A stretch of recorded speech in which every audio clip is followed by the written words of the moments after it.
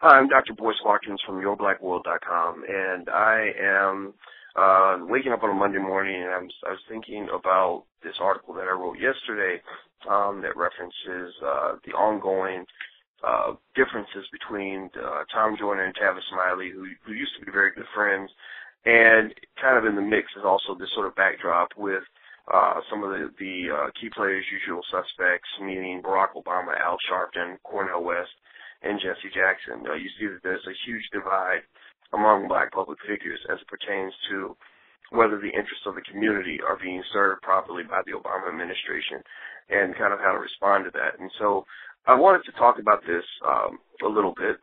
So I brought in my homegirl, my partner in crime, Miss Yvette Cornel. She's the editor-in-chief at Your Black World. How you doing today, Yvette? Pretty good. How about you? I'm doing really well, really well. I'm in Chicago. I got together with Etan Thomas, and Etan is a former NBA player who is really using his voice to bring attention to the challenges being faced by the black community. He got a couple of NBA players, some hip-hop stars, and other people together. We went down to Trinity United Church of Christ, the place that used to be frequented by Jeremiah Wright, and we did a panel on fatherhood this week, and it was just extraordinary. A lot, tons of young fathers came out, young brothers came out, families came out, single mothers came out, and we really talked about what it's going to take to rebuild our community, because most of us would agree that if we don't stand up and do it, nobody else will. Although I do still think that our elected officials that we love so much need to also be supporting this kind of thing so that we can all work together to make things better. And so that's why this is so passionate, or why I'm passionate about this issue.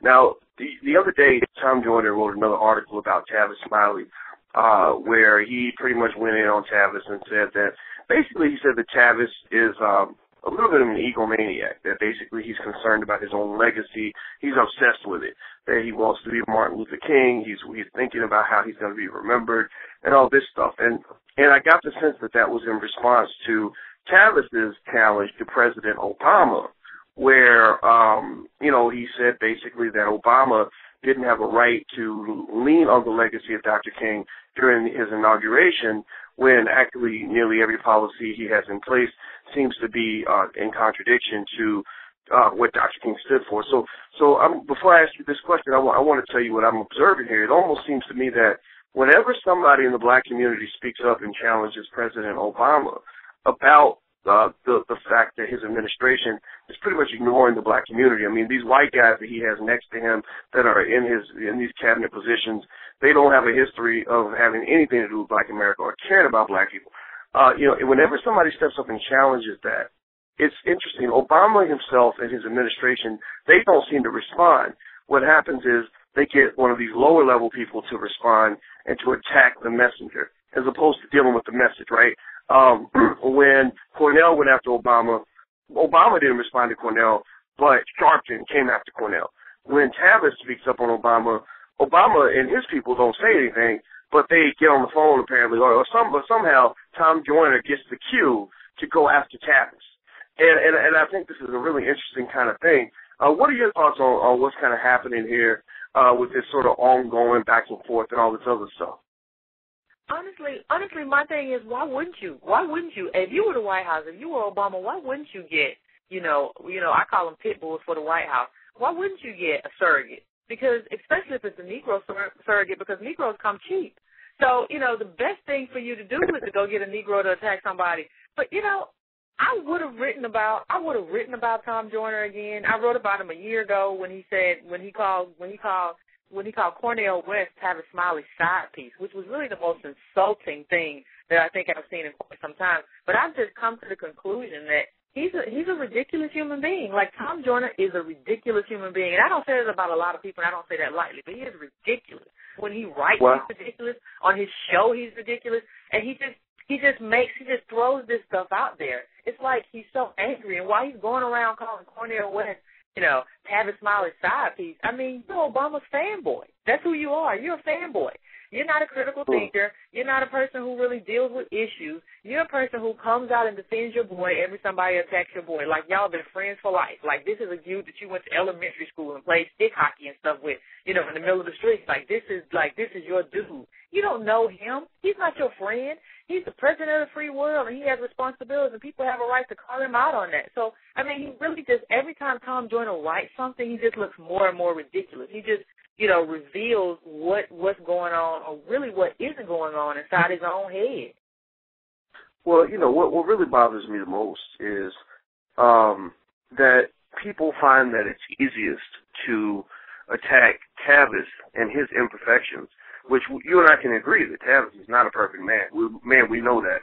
They find it's easier to go after Tavis than it is to actually talk about the issue. Tavis, when he talks about Obama, he might critique Obama himself, but ultimately he's critiquing him because he's talking about those key issues of the black community that we know are a problem: poverty, mass incarceration, violence, and black unemployment. And you have not seen, you heard this week, the Obama administration make it clear. They said immigration is our number one priority.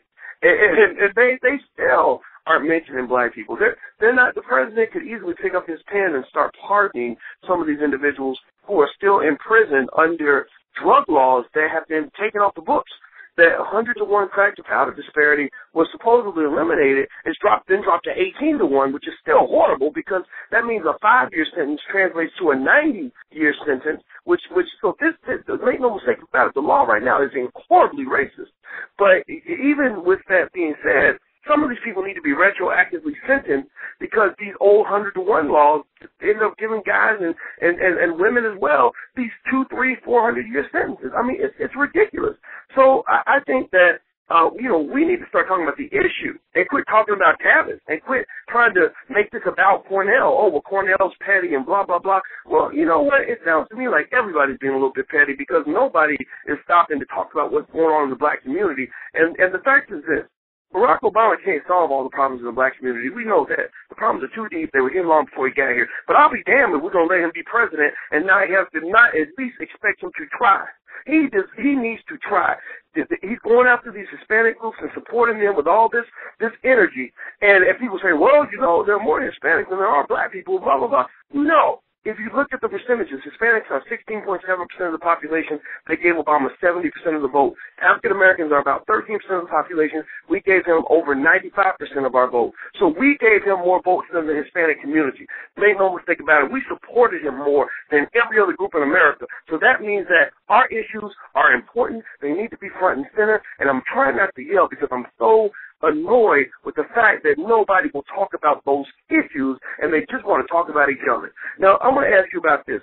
Al Sharpton, you talked a little bit, when we were talking earlier, you were talking a little bit about, what's going on in terms of Obama and the pettiness of people allowing him to freeze out dissenters like Jesse Jackson, for example, who, is a storied civil rights bigot, not a perfect man, but we know that he has a strong voice.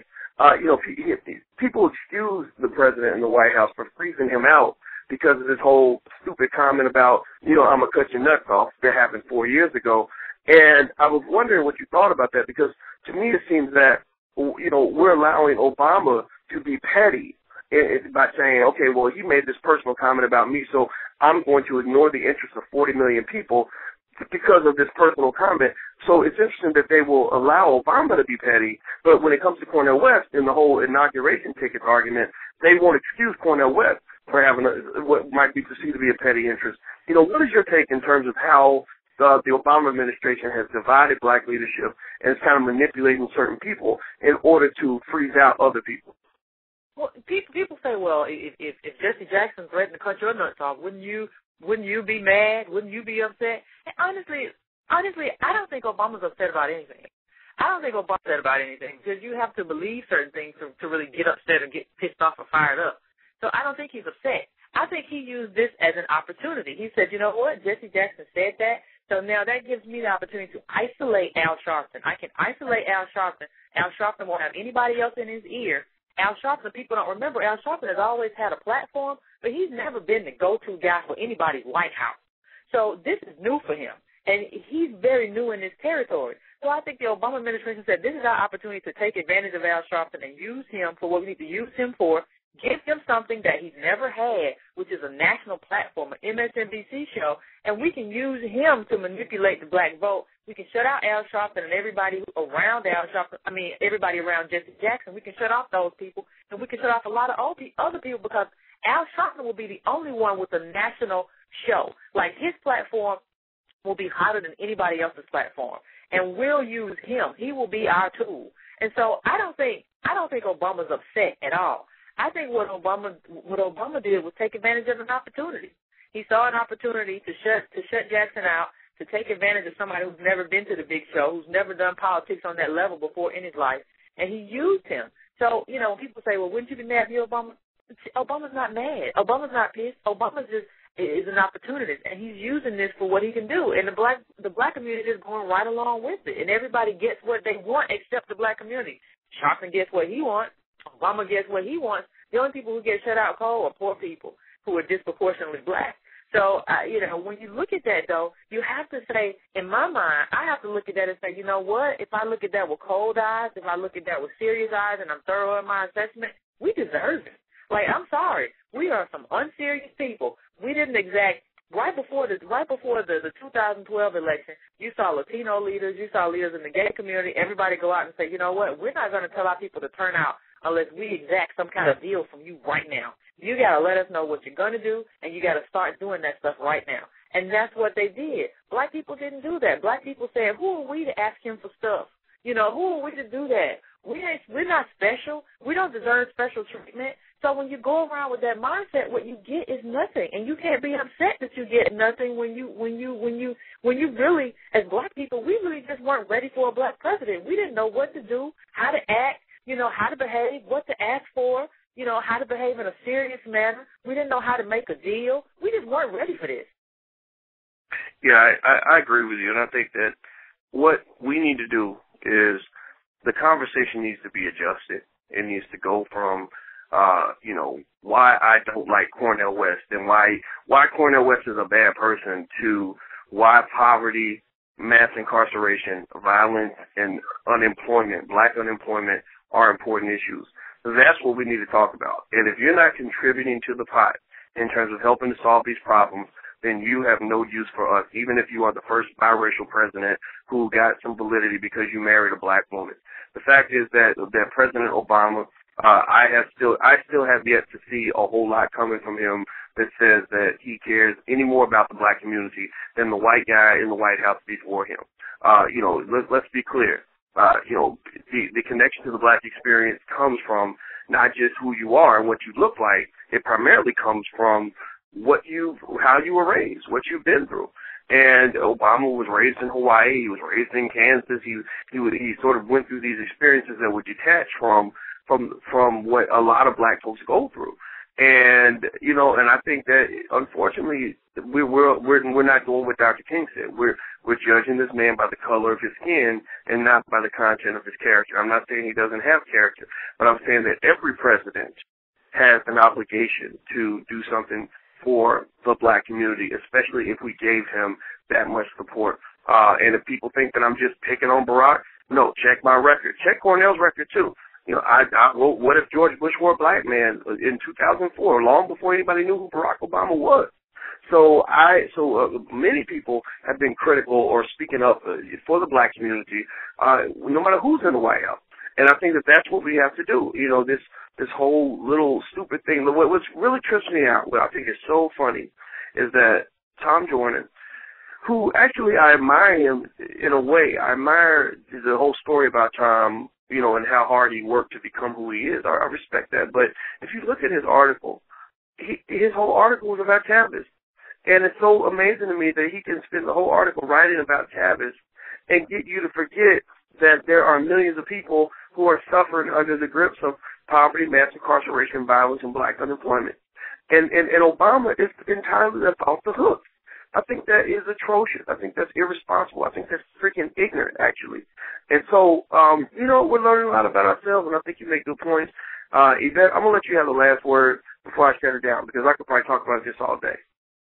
No, I tend to agree. A lot of people say, Yvette, you've been kind of quiet. Why haven't you said anything, much about Obama during the second term? And, I'm pretty pessimistic at this point. I think the opportunity to leverage, some type of package which address the black agenda is pretty much gone. And most of that has to do with every time you say to black people we need a black agenda, they say, what is the black agenda? We're just people. We're all just people. Not understanding that the AIPAC had a Jewish agenda, the gay community had a gay agenda, the Latino community had a Latino community agenda. Everybody had an agenda except us. And when you push people on that, they'll tell you, that we don't have an agenda. That's not who we are, and who's in charge of it. And the next thing you know, everybody's fighting over who should be brought to the meeting. So black people have just become kind of silly in terms of their adoration, and fanaticism over Obama. And I just don't have a lot of hope in terms of